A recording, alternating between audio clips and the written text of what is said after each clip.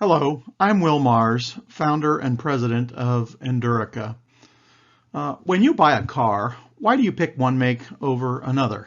If you're anything like me, you put a high value on reliability. I like to feel secure. I don't want my family to break down somewhere random, and I don't want unexpected repair bills. If your brand promises me 100,000 trouble-free miles, well, you better really mean it. And this is why every OEM wants every rubber component supplier to be good at durability. Now, this is easier said than done. The old-fashioned way is to build a physical prototype and then break it and then tweak it and do it all over again until the design is right. This is an expensive way to do business.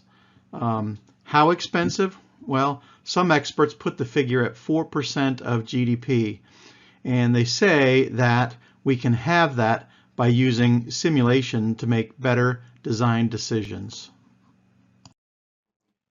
Part of the trouble is that durability is a complex subject, and rubber is a complex subject. And the solutions that we've had in the past have been ad hoc, and too little thought has been given about how to build an approach that puts all of the pieces together. That's where Endurica comes in. Endurica has built a portfolio of solutions that anyone can deploy to get it together when it comes to designing rubber parts that win on durability. This is Endurica's 12th year in business. We are 100% focused on elastomers, simulation, and durability. We have users of our solutions in a number of sectors. We have people who are designing automotive components. That's one of our biggest sectors: transmissions, bushings, mounts, CV boots, tires. We also have users in the electronic space, in the medical device space, and in the offshore oil and gas space, to name a few. In fact, so far we are being used by 6 out of the top 12 global rubber part suppliers. So what makes us stand out, and how does that help you? Technologies, solutions, and business model impacts. The first technology I want to mention is how we measure and specify rubber compound behavior. Rubber has many special effects that we have to take into account if we're going to make accurate life predictions. We have to take account of nonlinear stress-strain behavior, time and temperature dependence, strain crystallization, fatigue threshold. This is not news. Basic theories like fracture mechanics and hyperelasticity have been around for many years. But what's new is that now we've built efficient, reliable tests that we can use to measure all of the various effects. And these have been specifically developed for the needs of running a fatigue simulation. These are, and so the image that you're looking at here in the slide, these are fatigue crack growth rate curves that we did in a project that was a collaboration with ExxonMobil for some of their TPE materials. The plot in the middle is work that we did for the Army in characterizing some rubbers that were used in a military application. Right, this is rubber's Hay diagram. It's a plot of strain amplitude and mean strain, and the color contours are showing the fatigue life for that particular rubber compound. Another key technology is critical plane analysis. If you look at rubber under a microscope right after it comes out of the mold, you can always find crack precursors. These are small, they're random, but they're there and they grow, and they are key to understanding and controlling the durability of your part. In critical plane analysis, we ask for every possible crack that your part might have. How fast is that crack growing? Critical plane analysis searches for these modes of crack growth. Critical plane analysis has been in use in the metal fatigue world for many years, and for rubber fatigue, it's also been proven over the last 20 years as a very accurate method for dealing with problems where you have multiple load inputs. You can see here we've done projects for exhaust mounts where we use the critical plane analysis. We've done projects in tires where we have maybe combinations of tension and shear and bending. We've also done validation projects on bushings with another of our users' drive. I want to mention one more technology, which is the procedures that we use to deal with variable amplitude loading. Endurica has a rainflow counting technology, and we also have procedures for managing block cycle schedules. Another technology that we have is the ability to rapidly generate strain history using an interpolation engine from full road load signals, and we can accumulate damage incrementally. Also, we can work these problems backwards. So if you give me a complex signal, Endurica can identify the specific times in that signal when the most damage is accrued. We can filter that signal to remove non-damaging events. In the images here, I'm showing some work that we did with in a project with GM to model 3 channels of road load signals being input to a front lower control arm bushing, and we were able to successfully predict fatigue life and failure mode for the part. Endurica solutions have been used on more rubber fatigue issues across more products and more industries than anything else you could think of. We have software and workflows ready to go for just about any durability task you could imagine. And in this slide, I want to go through the fatigue software solutions that we have. There's really 3 of them. Endurica CL is our classic fatigue solver. It uses critical plane analysis to make high accuracy life predictions. It's especially great at dealing with multi-axial loading. Endurica DT is our incremental fatigue solver, and Endurica DT can accrue damage across many different load cases, like you might have with a block cycle schedule. It can calculate aging effects, and it can calculate residual life. You can use Endurica DT to build a digital twin if that's something that you're interested to do. Finally, Endurica EIE is our efficient interpolation engine. You can use EIE to convert load history into strain history for every element in your final model, so that you can take road load signals from the track, for example, and bring those into your final model and do a fatigue analysis directly on the model. It is blazing fast. It's literally 10,000 times faster than simply trying to directly solve a road load history with your final element model. So it has strong advantages, and in fact makes possible something that would otherwise be impossible in terms of analyzing raw load input data. So let's take a look at the software in action.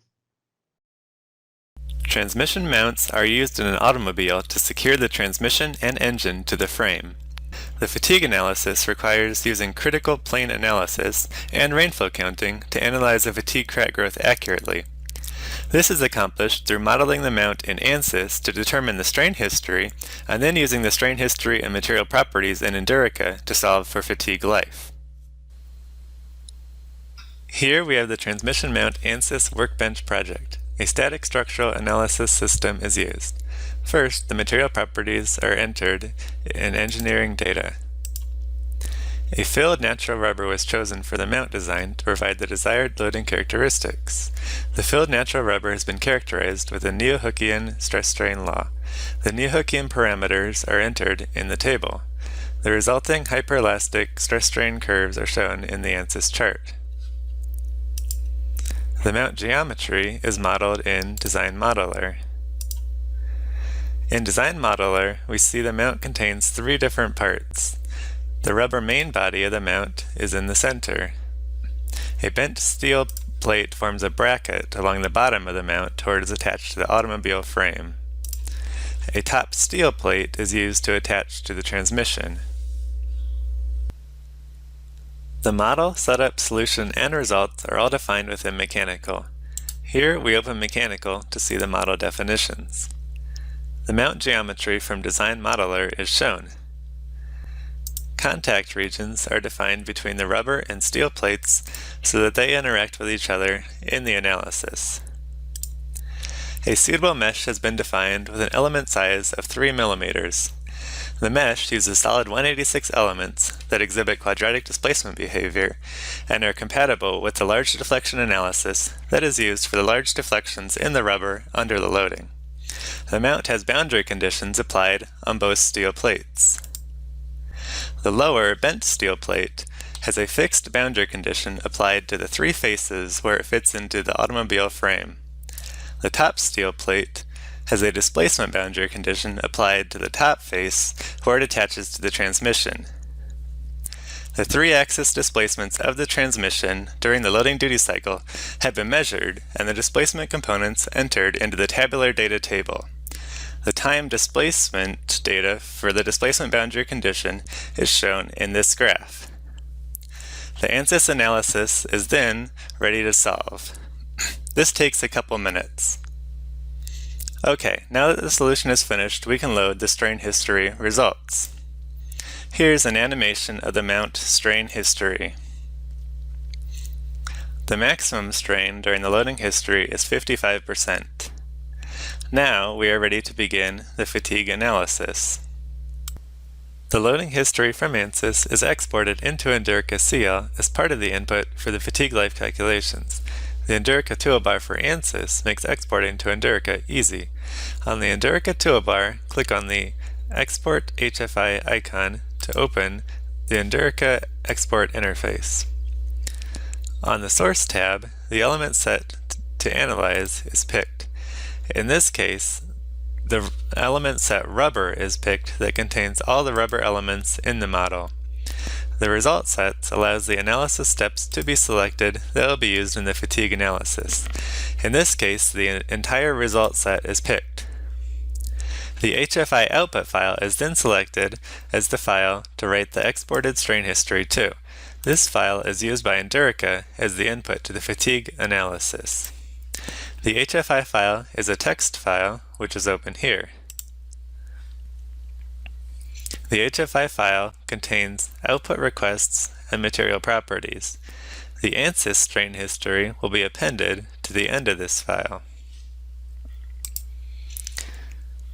In the History tab, the 3D model bulk history type is selected, and then the Export button is clicked to write the history type to the HFI file. In the Field tab, the source is selected, and then the Export button clicked to write the strain history results from ANSYS to the Endurica HFI input file. The HFI file can be reloaded to view the ANSYS exports. The HFI file now contains the history exports from ANSYS and is ready to be submitted for the fatigue analysis.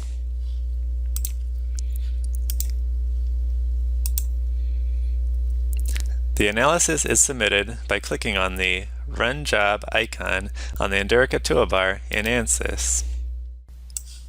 The HFI file is selected and the Run button is clicked to start the analysis. It takes a few minutes to run the fatigue analysis. Let's fast forward to the completion of the analysis. Now that the analysis is complete, the results are viewable in ANSYS by clicking the Import Life icon. The details are filled out to include the HFO file, the output, and the output frequency before evaluating the results.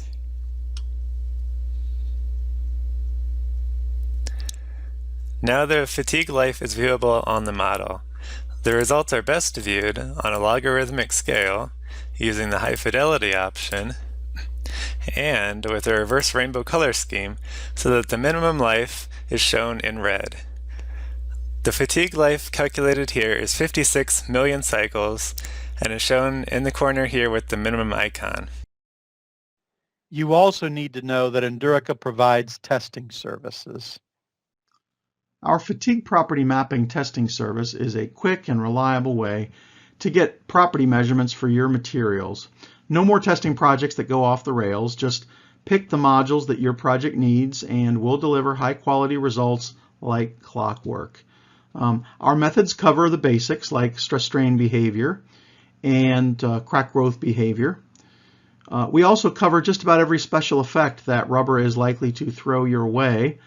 We can measure strain crystallization effects, temperature effects, rate, aging, and a few others.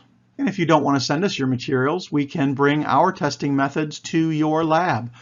We've partnered with a German instrument maker, Coesfeld, to offer testing instruments that run our protocols so that you can generate clean, efficient data sets.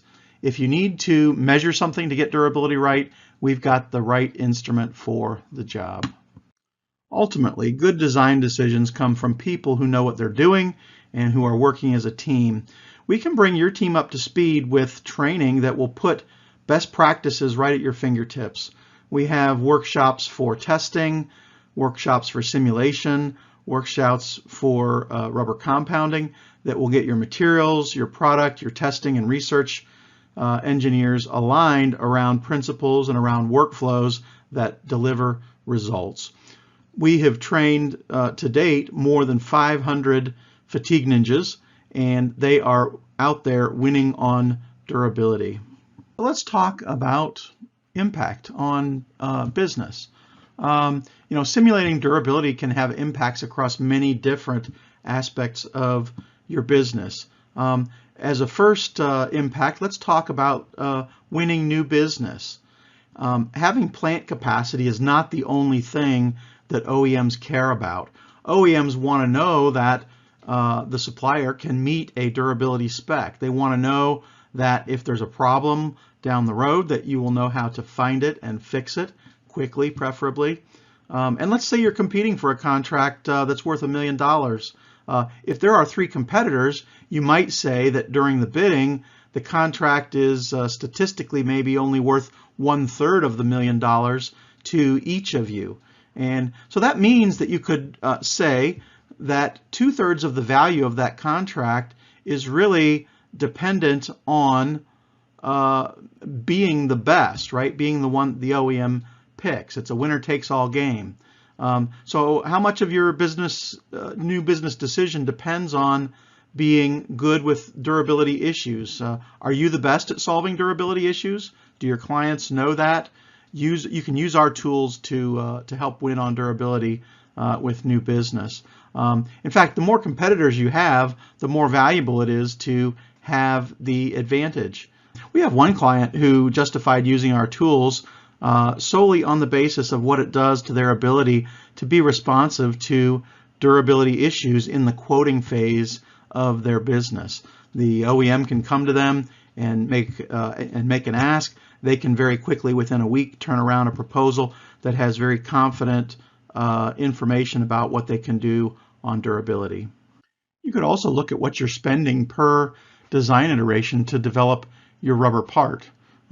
Even if your only costs are your staff, a failed design iteration can cost you easily $250,000. The promise of simulation is to get durability decisions right early in your development process. And when you do this, you move towards a right the first time ethic, rather than presuming that there's always another chance to get it right. We've done this so well that one of our clients, Rossini, recently made a point to mention the value add of these tools in their company's annual report. Many companies create new value by optimizing existing products. So for example, rubber is 5% of the weight of a car, and if you take 100 pounds out of a car, you get roughly a 1% improvement in fuel economy. You could also talk about material savings, right? If you can take some weight out of a rubber part and across all the rubber parts that your factory produces, if you save 100,000 pounds of rubber, you could save $100,000 in materials costs alone. Now you have to be careful though, because taking material out can increase the stress on a part and thereby reduce durability. So, use the tools that we've got here to make sure that you're taking weight out without giving up durability. One of our users, Maxis, has spoken out about how they're doing just this with run flat tire designs. There's some studies that say that the biggest reason for rubber part failure is misselection or poor specification of the rubber compound. What if you could get your materials development team to increase their batting average on material selections from, say, 50% to 66%? If you value the impact of that just by the effective utilization of, say, staff salary, you could be looking at $160,000 for a 10-person team. Of course, the impact to your brand could be immeasurable if you can avoid, giving people the wrong material for their application. Sustainable materials are in vogue these days for a lot of good reasons. There's risk management reasons, safety reasons, right, in terms of carcinogenic materials or materials that impact health. There's brand value effects, recyclability, and so on. But of course, using new materials is always risky, and in fact, most of the time, new materials don't work out, often because they reduce the durability. And what if you could more quickly and more accurately sort materials options? According to one market survey, 47% of consumers are willing to pay more for a sustainable product. So there's a real opportunity here for those who know how to navigate the durability issues and those who have the right tools to do so. The failure of a product development iteration can cost more than just the time of people in your tech center. It can cost goodwill and confidence of the customer. It can cost you time to market relative to other competitors, and so there's an opportunity cost there. It's hard to put a number on all of the intangibles. Simulation can help you avoid delays in the first place and get out of them faster if you ever do get into one. We had one customer who used our tools to look at 800 different design options in just 2 weeks when they were faced with the potential loss of a large order due to a failure of a key durability qualifier, and they were able to get out of that. These days, you might not just be selling a part to the OEM, you might also be selling insurance on the part. Who bears the risk if the part breaks down? There's a trend where OEMs are trying to negotiate to put more of that responsibility on the supplier. So you could calculate what's at stake here by looking at your total warranty exposure and your actual adjustment or failure rate of parts coming back from the field. So on a $10 million overall exposure, if you could drop your adjustment rate by 1%, you're talking about $100,000 in value right there. One of the most famous product recalls, the Ford Firestone tire recall of 2000, led to a $150 million class action settlement against the supplier. And again, simulation gives you a tool that you can use to understand and to optimize risks due to durability issues. So the bottom line is that there are many ways to create value by getting durability right. So here's a few takeaways from today's talk. Use these tools to implement a durability simulation that you can use to help win new business. Do a design audit of durability sensitivities on your existing product line so that you can find your weaknesses and make the product stronger. New product design optimization initiatives. Look at, you could do analysis of your top warranty issues and see if you can find ways to solve those through design or through changes in your factory processes. You could look at your material selection win rate, right? How frequently do you select the right material or select the wrong material? And can you increase that by using simulation as a way to take better account of what a material has to go through in service? You can use these tools as a support for your customers, or as a service for your customers, right? The OEMs certainly want to know that when they buy a part that it comes with knowledge and competence in dealing with durability issues. We talked about cost reduction and lightweighting initiatives, right? I guess that also falls under the category of optimization, and these tools are very well adapted to doing that. You could adopt a rule. We will not cut a new mold without doing the durability analysis, right? What a waste if you get to the end of your development cycle and fail the durability qualifier. You have to go back and cut a new mold. So do your simulation before you cut a mold. Of course, using simulation as a new material qualifier if you're working in sustainable materials. So these are all actions that you could take, and that the tools and technologies that we're offering can help you out with. Finally, let me draw your attention to our webinar series, Winning on Durability. Once a month, we talk about issues surrounding durability for elastomers, and we've posted all the past episodes on our website, and you can see the link at the top of the slide. And if you go to that link, you should also be able to sign up for future webinars.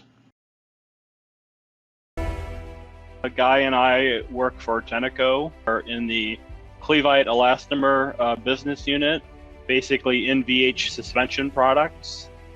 We have been working with Endurica for over a decade now, and to date we have fully tested approximately 50 compounds and performed over 2,000 fatigue simulations. And what you're watching here in this 20-second video is essentially 500,000 fatigue cycles and the growth of the crack. We take the parameters that Josh has created in the Endurica lab. From there, we put them back into the code. And I think going forward, we have a really good tool to say, is this design going to be better than that design? So it's a robust life prediction capability, but we're pretty much using it up front, during development, and then during any production. So we're using it everywhere we can.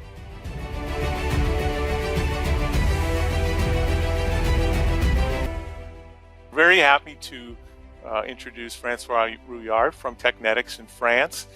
As I said, so I'm working for Technetics. We are working in collaboration with CEA. Our joint lab is called Maestral. It's a simple and flexible solution because we can extrude it a large amount of variety of shape and solution.